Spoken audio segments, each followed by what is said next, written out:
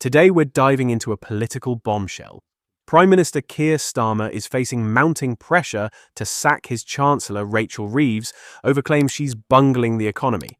But insiders say he's too scared to pull the trigger. Why? Because firing her could cost him his job. Let's break down the chaos. Westminster is buzzing with rumours of a major cabinet reshuffle. Education Secretary Bridget Phillipson and Culture Secretary Lisa Nandy are reportedly on the chopping block. But the big question is, will Starmer dare to axe his Chancellor Rachel Reeves? Reeves is under fire for means-testing winter fuel payments, hiking national insurance, and presiding over 0.1% GDP growth, barely avoiding a recession. Critics say her policies are killing growth and hurting workers. But here's the twist. Kwasi Kwarteng on GB News said, if Starmer sacks Reeves, they'll come after him next. I've lived that. Kwarteng knows the stakes. He was sacked by Liz Truss in 2022, triggering her own downfall days later. His warning, Starmer can't afford to oust Reeves without risking a leadership crisis. Even if he did, Kwarteng claims any replacement, like West Streeting, would face the same economic nightmare. Let's talk numbers. The UK economy grew just 0.1% last quarter, slightly better than the Bank of England's doom forecast, but still stagnant. Shadow Chancellor Mel Stride slammed Reeves's budget as killing growth, warning workers and businesses are already paying the price. Well, look, I think governments over many years and of all stripes have struggled with issues around infrastructure.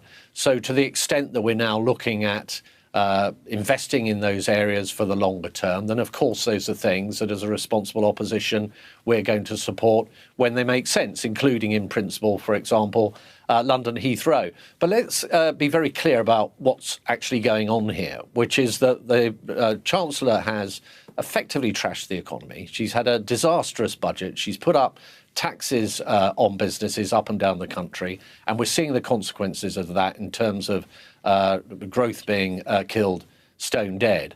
And no amount of very long-term plans around infrastructure and airports that will maybe come on stream in the 2030s, 40s, or maybe even the 2050s is going to change that reality today and over the next few years. And what we really need to see the Chancellor doing is coming to the dispatch box in the House of Commons on the 26th of March when she has her spring statement, and to set out how she is going to address those things that are really impacting business and the economy right now and over the next few years. Businesses are furious over national insurance hikes, while farmers rage at inheritance tax reforms. And the worst may be yet to come.